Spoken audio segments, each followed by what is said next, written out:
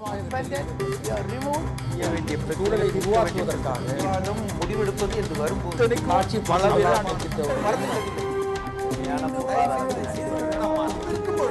எதிர்த்து பேசிட்டு வணக்கம். நேர்பட பேசு நிகழ்ச்சிக்கு உங்களை அன்போடு வரவேற்கிறோம். கடந்த சில நாட்களுக்கு முன்னால் தேர்தல் பிரச்சாரம் அனல் பறக்க நடந்து கொண்டிருக்கும் போது அது அரசியல்வாதிகளின் வேலை மட்டும் இல்லை என்று கருதியதாலோ என்னவோ சில புத்தகங்கள் அடுத்தடுத்து வெளியாகின. ஒன்று, முன்னாள் ஊடக ஆலோசகராக பிரதமருக்கு இருந்த சஞ்சய் பாரு என்கிற ஒரு மூத்த பத்திரிகையாளர் எழுதிய ஒரு புத்தகம். இன்னொன்று, நிலக்கரித்துறையின் செயலாளராக இருந்த PC பரேக் எழுதிய ஒரு புத்தகம். இரண்டிலும் மன்மோகன் சிங் செயல்பட்ட விதம், பிரதமராக அவர் செயல்பட்ட விதம் மிக கடுமையான அளவிற்கு விமர்சிக்கப்பட்டிருந்தது. இரட்டை அதிகார மையங்கள் இருந்ததால் பிரதமர் செயலற்றவராக இருந்தார், முக்கியமான முடிவுகள் அவரால் எடுக்க முடியாமல் போய்விட்டது என்று மிக கடுமையான குற்றச்சாட்டுகளை அவருக்கு ஆலோசகராக பணியாற்றிய சஞ்சய் பாரு தெரிவித்திருந்தார். அதற்கு காங்கிரஸ் கட்சியின் சார்பில், பிரதமர் அலுவலகத்தின் சார்பெல்லாம் கூட மறுப்புகள் வெளியாகின. ஆனால் இன்றைக்கு பிரதமருடைய தற்போதைய ஊடக ஆலோசகர் பங்கஜ் பச்சோரி என்று சொல்லக்கூடிய மூத்த பத்திரிகையாளர் இன்றைக்கு ஒரு விரிவான விளக்கத்தை தந்திருக்கிறார். அவர் சொல்லியிருக்கக்கூடிய விளக்கம் என்பதை காட்டிலும் சஞ்சய் பாருவை அவர் மறுத்தார் என்கிற விஷயங்களை கடந்து பல அரசியலில் விவாதிக்கப்படுவதற்கு வேண்டிய பல முக்கியமான தகவல்களை அவர் சொல்லியிருக்கிறார். இந்தியா பிரதமர் மன்மோகன் சிங் ஆட்சி காலத்தில் கடந்த 10 ஆண்டுகளில் மிகப்பெரிய பொருளாதார வளர்ச்சியை அடைந்திருக்கிறது. இந்திய நாட்டினுடைய உற்பத்தி, மொத்த உள்நாட்டு உற்பத்தி என்பது 3 மடங்கு பெருகியிருக்கிறது. ஏறத்தாழ 14 கோடி பேர் வறுமையிலிருந்து மீட்கப்பட்டிருக்கிறார்கள். இந்தியாவினுடைய செயல்படாத பிரதமர் என்று இவரை விமர்சிப்பது தகாது என்று சொன்னதோடு மட்டும் நிறுத்தி கொள்ளாமல், மக்களுக்கும் பிரதமருக்கும் இடைவெளி இருந்தது, அதுதான் பிரச்சனை என்கிற விமர்சனத்திற்கும் அவர் பதில் சொல்லியிருக்கிறார். கடந்த 10 ஆண்டுகளில் 1158 முறை அவர் பேசியிருக்கிறார். மன்மோகன் சிங் ஊடகங்களிடத்திலே அல்லது வேறு நிகழ்ச்சிகளிலே பேசியிருக்கிறார். இது மட்டுமல்லாமல் 1600க்கும் மேற்பட்ட அறிக்கைகளை வெளியிட்டிருக்கிறார். அவை அனைத்தும் பொருளாதாரம், விவசாயம், கல்வி, வேலைவாய்ப்பு போன்ற பல அம்சங்களை கொண்டது. ஆனால் அவற்றை ஊடகங்கள் சரியாக பதிவு செய்யவில்லை. குறிப்பாக தொலைக்காட்சிகள் பிரதமருக்கு உரிய முக்கியத்துவத்தை, அவரது செய்திக்கு உரிய முக்கியத்துவத்தை தராமல் விட்டுவிட்டன. அவர்களது முன்னுரிமை வேறாக இருந்தது என்று ஊடகங்களை குற்றம் சாட்டியிருக்கிறார். அதை பற்றி நாம் விவாதிக்கலாம். நம்மோடு காங்கிரஸ் கட்சியைச் சேர்ந்த திருச்சி வேலுச்சாமி, பாரதிய ஜனதா கட்சியைச் சேர்ந்த SR சேகர், எழுத்தாளர், அரசியல் விமர்சகர் முத்துகிருஷ்ணன், பொருளாதார விமர்சகர் நாகப்பன், இவர்களோடு கேள்விகளோடு பார்வையாளர்கள் நாம் விவாதிக்கலாம். வணக்கம். SR சேகர், இந்த புத்தகம், அதற்கு எதிர்வினை, காங்கிரஸுக்கு பாஜக பதில் சொன்னது என்று பல அம்சங்கள் கடந்து போன விஷயங்களாக இருந்தாலும் கூட இன்றைக்கு இவர்கள் சொல்லியிருக்கக்கூடிய 2 முக்கியமான விஷயங்களை நாம் விவாதிக்கலாம்.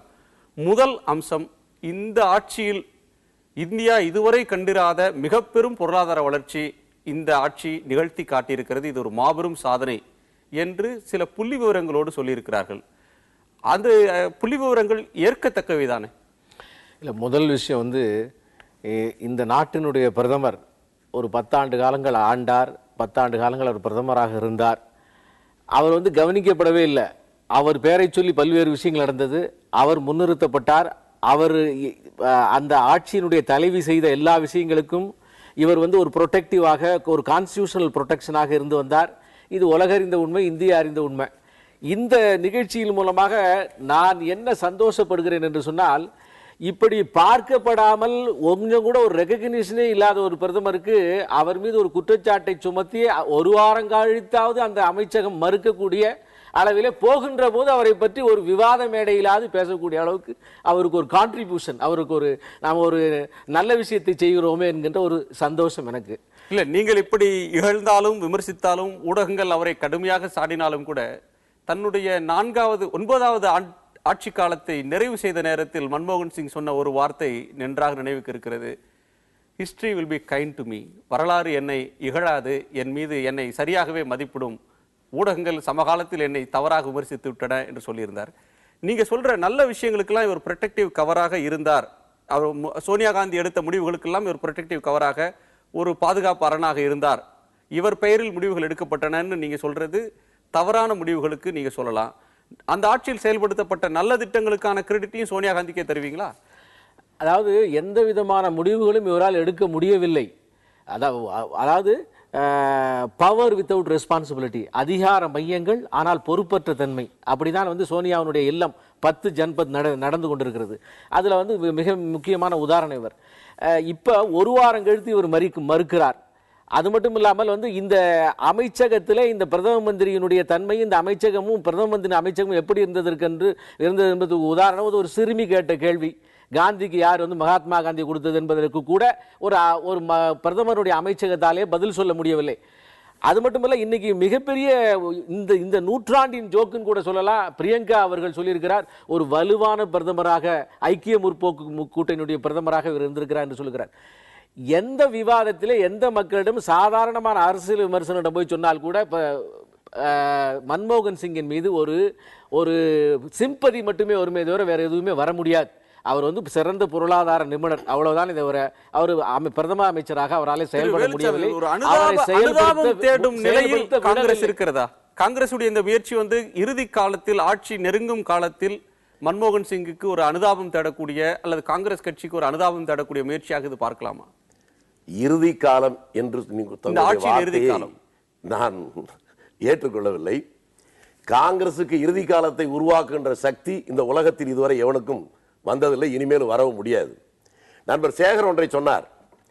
ஐக்கிய முற்போக்கு கூட்டணியுடைய தலைவி சோனியா காந்தி, அவர் சொன்னதை பிரதமர் கேட்டதே தவறு என்றால், நாக்பூரில் இருந்து உத்தரவு வந்தால் அதை ஏற்றுக்கொண்டால் அது நியாயமா? நான் என்ன கேட்கிறேன் என்றால், மன்மோகன் சிங் அவருடைய செயல்பாடுகள், அதை விமர்சிக்கிற போது அவர் சண்ட பிரசண்டமாக பேசினாரா இல்லையா என்பதல்ல. 40 ஆண்டுகளுக்கு முன்னாலே திருமணம் செய்தது இன்றைக்கு தான் ஒப்புக்கொள்கிற அப்படிப்பட்ட நாணயம் அவரிடத்தில் இல்லை. எல்லாவற்றையும் வெளிப்படையாக பேசினார். பாராளுமன்றத்தில் எல்லோரையும் பேச விட்டார், யாரையும் தடுக்கவில்லை. நம்முடைய தமிழ்நாட்டு எம்பி கூட சபாநாயகருடைய மைக்கை உடைத்து அடிக்கிற போது கூட பிளீஸ் சிட் டவுன் என்கின்ற வார்த்தையை மட்டும் சொன்னார்கள். அதை விட்டுவிட்டு எதிர்கட்சி தலைவரையே கொட்டாய் விடுவதற்கு வாயை திறந்தால் கூட சபை காவலர் எடுத்து வெளியே தூக்கி எறிந்து விட்டால் ஒருவேளை மன்மோகன் சிங்கை புரட்சி தலைவர் என்று இவர்கள் சொல்லியிருக்க கூடும். அப்படி அல்ல. உலகம் முழுவதும் ஒரு மிகப்பெரிய பொருளாதார ஒரு சூறாவளி வீசிய போது அதற்கு அமெரிக்கா கூட தப்பவில்லை. அப்படி இருந்த நேரத்தில் தன்னுடைய கூர்த்த மதியால், பொருளாதார அறிவால் இந்தியாவை அந்த பெரிய சீரழிவிலிருந்து தடுத்து காப்பாற்றியதே பெரிய சாதனை என்பதை விவரம் தெரிந்தவர்கள் ஏற்றுக்கொண்டிருப்பார்கள். இந்தியா முன்னேறி இருக்கிறதா இல்லையா என்பதை கிராமத்திலே இருக்கிற சாதாரண மக்களிடம் போய் கேட்க வேண்டும்.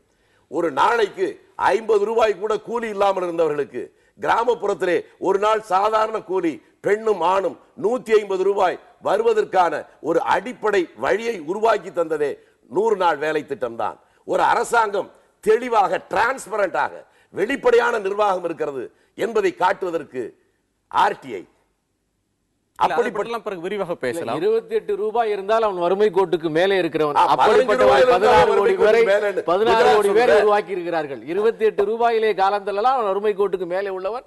குஜராத்ல 15 ரூபாய் இருந்தாவே வறுமை கோட்டுக்கு மேலேன்னு சொல்றீங்களே, நாங்க 28ல சொல்லியிருக்கோம்.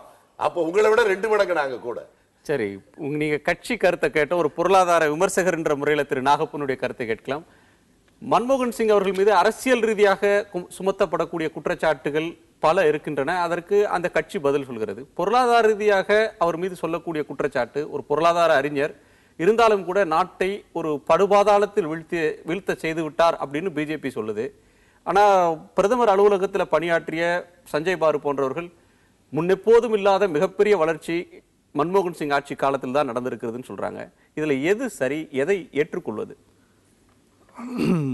முன் எப்போதும் இல்லாத வளர்ச்சி அப்படிங்கிறது ஒரு கம்பேரிட்டிவ் ஸ்டேட்மெண்ட். அதை விட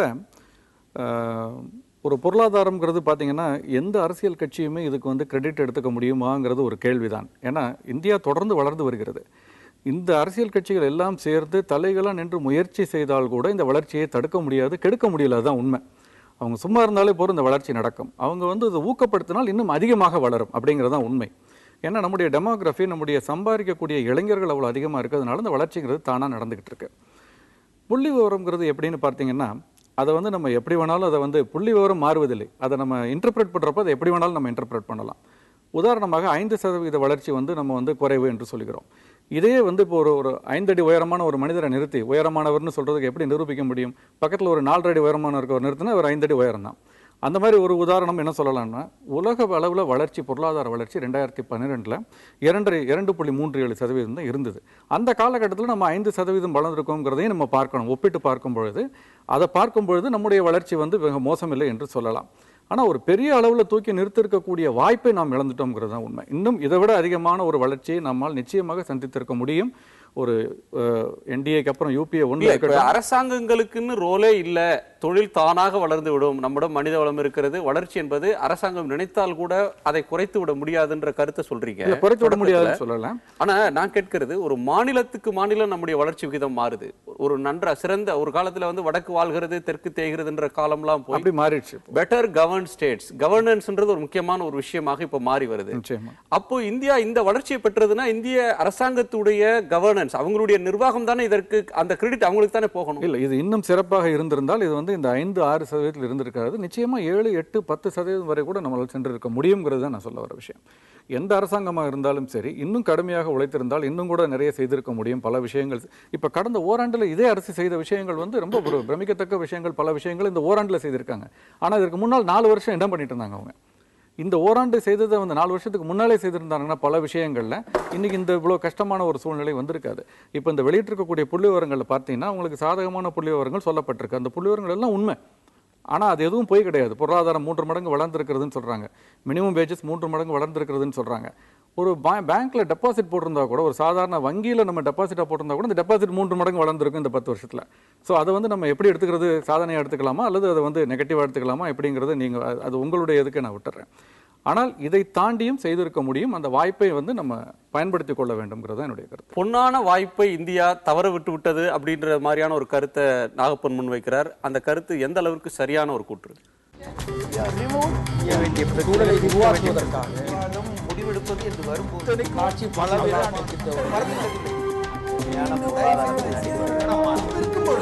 எதிர்த்து பேசிட்டு நாட்டில்